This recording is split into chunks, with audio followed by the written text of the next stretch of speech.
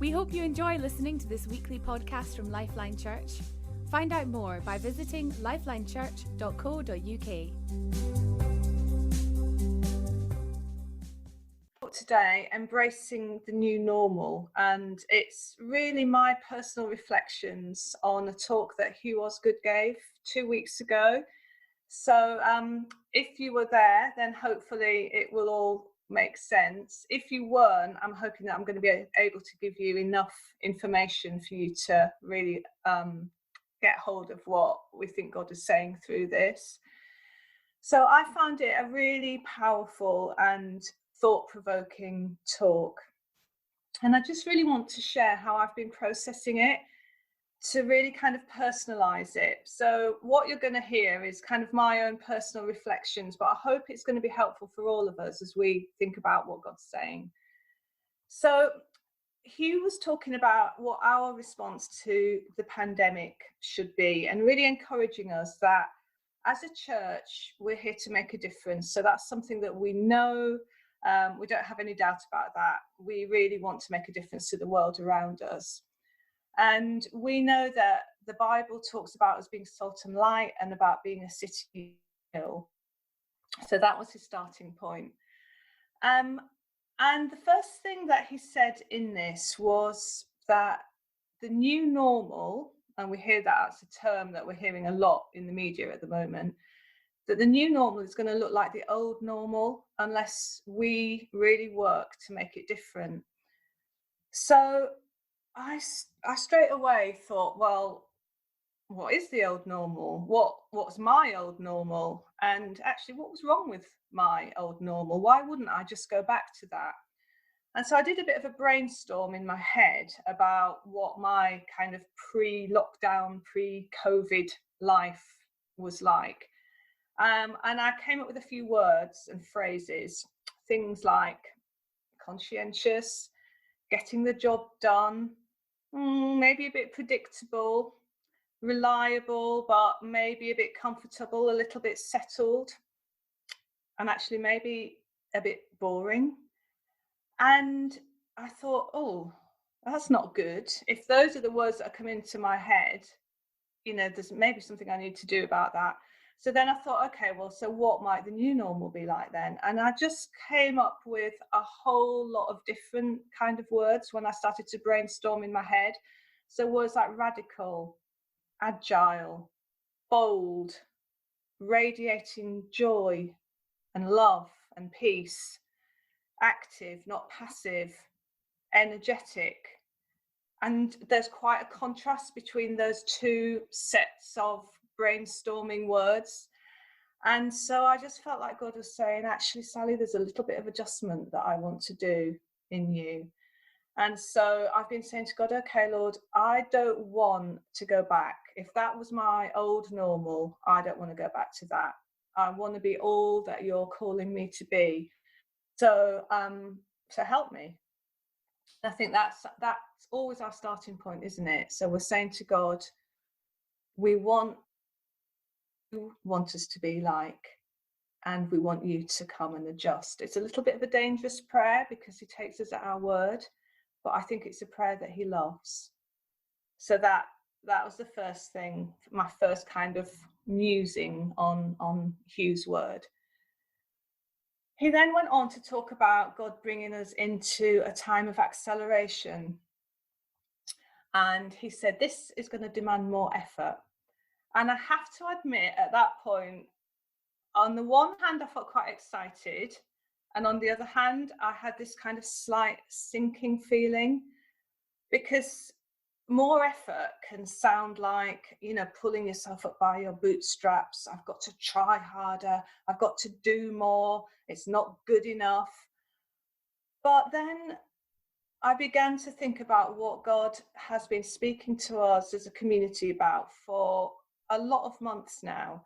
And he's been talking to us about intimacy with him, we've had a picture of riding pillion, like with the Holy Spirit. So we're not on our own, but we're side by side with him. And if we have that place of intimacy with him, then we'll hear those kind of small whispers into our ears, and we'll be able to respond to what he's saying. And I think if he's calling us to acceleration, but he's not calling us into a place of self-effort. It's got to be about being alongside him, being motivated by him, being empowered by him. And also, I think our motivation. So there's a suffering world out there. I think we hear about that a lot. People are really bewildered by what's been happening, and they really need to hear the message of hope that we're carrying. So we can't afford to coast or go at half speed. We have to be running fast alongside God, because it's an urgent message that we have that people really need to hear. And Jamie's already talked about some of that, some of the opportunities that we have to invite people in to come and hear about the difference that God can make. So one of the things that I have been quite touched by recently is a story that Jane Shatui told me. So at the beginning of lockdown, she started baking bread as a way to reach out to her neighbours. So she was thinking, it was a really prompt from God. She was thinking, okay, I really want to let them know that I'm concerned. I want to let them know that I'm here. What can I do? I'll bake bread. She'd never baked bread before. And she said some of it just went in the bin. It wasn't really very good. But she persevered and she started to give bread to her neighbours. And then she said, at that time, she had a bit of a thought in her head. What am I doing? No one really wants my bread. Why am I doing this? I might as well just give up. Anyway, she carried on. She took a loaf of bread to one of her neighbours, who said to her, oh, bread. Oh, that's lovely. And it's still warm. And how did you know? I was down to my last slice today. And she said at that point, she just felt God say to her, look, when I give you an idea, just get on with it. Don't delay. Just get on with it and do it, because this is my thought. And I think that's the kind of thing that we're thinking about when we think of acceleration. So we want to be hearing what he's saying from a place of intimacy and responding to that without delay. And I know for me, my tendency can be, I have lots of good ideas, but I've realized I don't always bring those ideas through to fruition. It'll be something that goes into my head and then out again, or I think about it for a long time and don't necessarily do it. But I think one of the challenges for me is that if God says something, I want to do it. So I want to be like Jane and do the thing that God gives me to do. So I think it's about just not dragging our feet and realizing that there are people waiting to hear that message that we have to bring. We have a window of opportunity, and we really don't want to miss that window. Another thing that Jane did was a text to treat idea. So some of you will have been involved in that. I think it was a couple of weeks ago. And she encouraged us to contact her with the name of somebody that we might just want to show some kindness to. She and her team baked some cakes and then they delivered them. And she was particularly saying, ask God to show you somebody that you don't normally spend much time with, to put somebody on your heart that you just want to do something nice for. And so lots of people did that. And the feedback that she got was really incredible. So one person said to her, it wasn't just the cake, which was delicious, but it was that thought that somebody had thought of me and I'm not invisible. So it had a real impact on people. Somebody else said they'd heard about a friend who'd received a cake, and they said, you don't know, but the day that cake arrived was the anniversary of something really bad that had happened. So it was just like at that point, God was saying to that person, I haven't forgotten you. Here's something just a little boost. And Jane was saying, if that person hadn't done that at that particular time, if they delayed, they would have missed that window of opportunity. So I think it's just an encouragement for us in this time of acceleration. What does God want to accelerate in me? What does it mean for me? And what does it mean for us as a church? The third thing that struck me was he talked about sacrifice. So again, not really a very popular idea. You know, you might think, oh my goodness, I don't really want to be making sacrifices. I don't want to be giving up my own comfort, I suppose. But actually, we're coming to a time where there isn't really a place for just going with our own preferences. You know, it's the call on us is more urgent than that.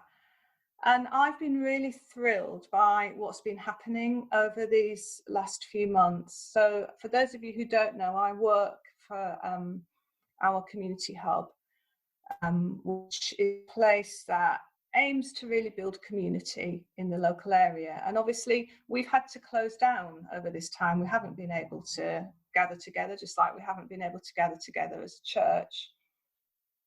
But we haven't stopped doing the things that God has given us to do.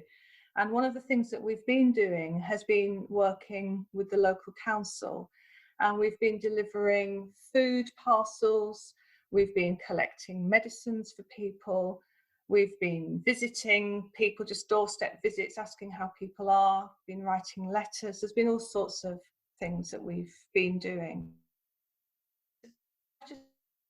By the way that our extended team of volunteers have been willing to put themselves out. So I would put a message on a WhatsApp group saying somebody needs a food parcel collecting today, and usually within 5 minutes or less, I've had a message back saying that's fine, I'll do that. And just that willingness that people have shown to put themselves out to go and do something that makes a difference for somebody else. And again, you know, we were delivering meals to people, and one of the responses was, it's not just the meal, that's really nice. It means that I don't have to think about cooking a meal, making a meal for myself and my family. But more importantly, it's the fact that you have thought about me, that I'm remembered. And I think those things really speak to people. They speak to people of God's love. And that's really the kind of thing that we want to be doing, wanting to be helping people feel valued and noticed. And that costs us. But really, when we compare the cost for us with the impact on somebody else's life, it really isn't very much. And when we compare the cost to us with what it cost Jesus, who sacrificed everything for us, then really our part is a very small part, but it's also a very important part. I think part of the sacrifice is also recognizing that we're in a battle and that there are things that we will need to deal with. Often the battle is in our own heads. Certainly for me, I will often have to deal with anxiety or fear, particularly regarding my own family. So if things are not right there, then suddenly that can become my focus. And it's not that people still wants me to be listening to him and helping me he wants me to be reaching out to others. And it's not that all of that stops just because there might be something going on in my family, but it's about coming to that point of, Lord, there is this, but I want to trust you with this, and I don't want to be kind of paralyzed by my own fear and my own anxiety. So part of my sacrifice is saying, God, I'm going to hand that over to you and ask you to deal with that. And I want to be in that place where I can hear your voice and respond to your voice and not get paralyzed by the things that are going on in my mind. Hugh talked about Nehemiah, who is a character in the Old Testament who was called to rebuild the walls of Jerusalem in order to protect the people that lived there. And he used this as an illustration of what we are called to do in this time. And the thing that he talked about first was the need to build the sheep gate, which is the gate that the sheep would be brought into the city through. And that is, as we think about it, that's the gate through which people will come and be part of the city that God has called us to be as the church. So it's really talking about harvest.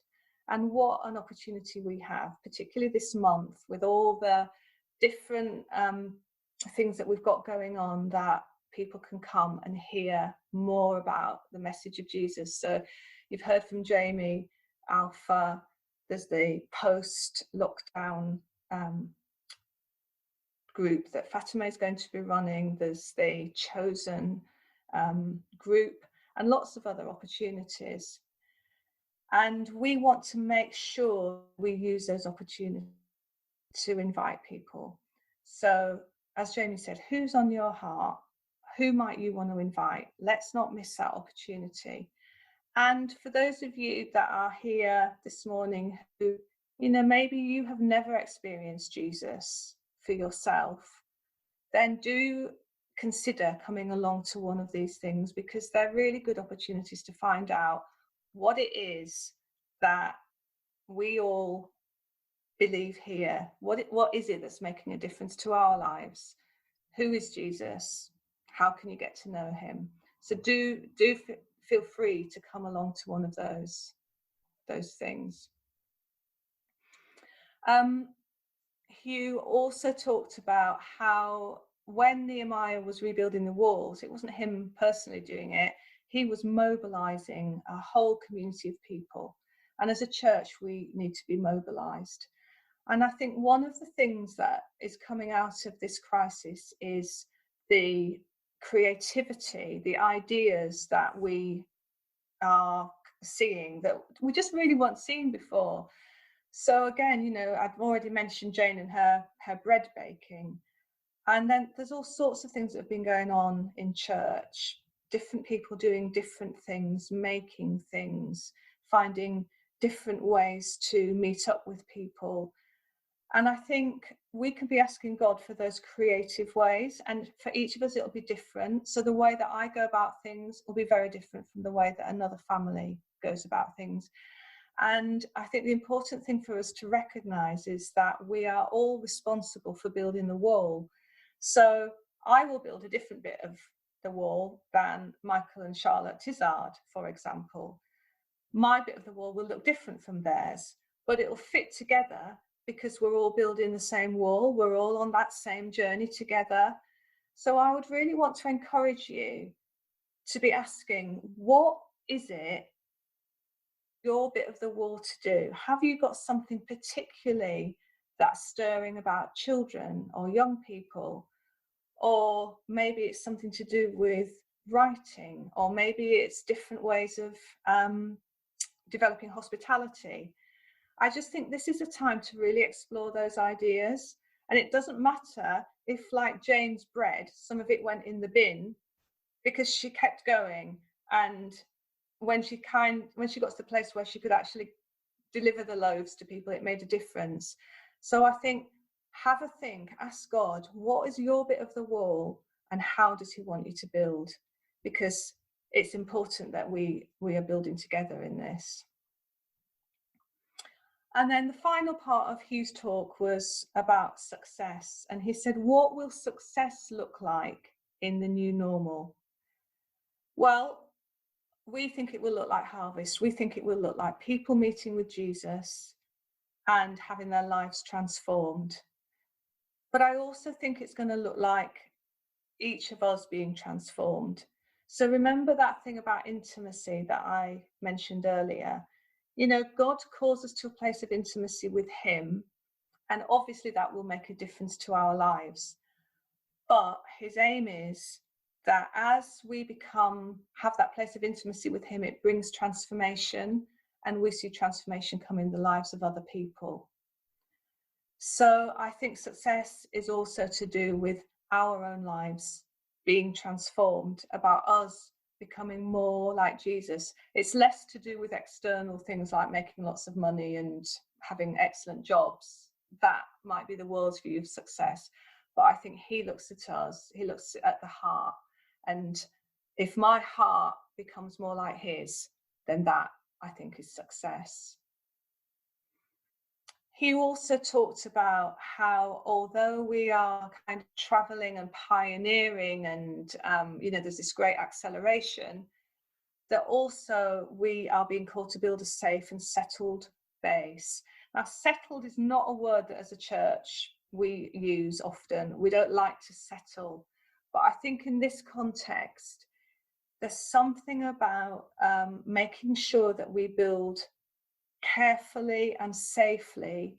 And just like the sheep came into the city through the sheep gate, and they're there and they're safe, and the people come into the city through various gates and they're safe, that's what God is asking us to do, to build a community that is safe and has good foundations, and that people can come in and find that place of belonging, find that place of safety, find that place of settlement.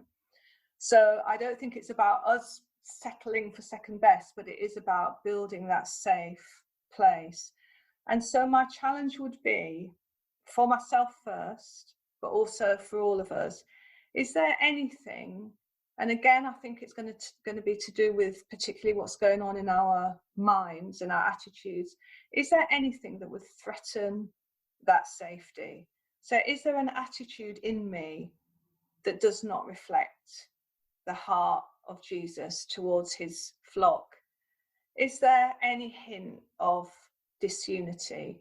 Is there any thought in my head that thinks of others in a negative way or would be wanting to raise myself up? I think all we can do with things like that is ask God and say, show me, because we don't want anything to get in the way of what he's building. These are really important. I think we just want to say, Lord, come and search me and help me to become more like you, because Nehemiah said, he's about a great work. He was doing a great work, and he couldn't come down to mess around on the edges trying to kind of sort out little squabbles and things. He needed to get on with what God's doing, wanting him to do. And I think that's what God is saying to us. So I've put some questions that are in the bulletin, which if you wanted to explore this more personally or with others, I think they make a good starting point. But I think let's just not forget that in any talk, when people come and talk to us, it's always about how do I process it? How does it affect me?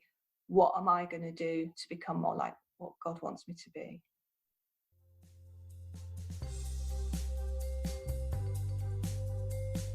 Thank you for listening to this podcast by Lifeline Church. We hope this message has been an encouragement to you. We are a relational church with a passion to demonstrate God's love to one another and our surrounding community in real and practical ways.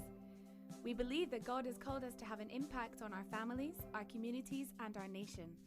We'd love to connect further with you, so please do visit our website at lifelinechurch.co.uk, on Facebook, lifeline.church.uk, or Twitter at LifelineUK.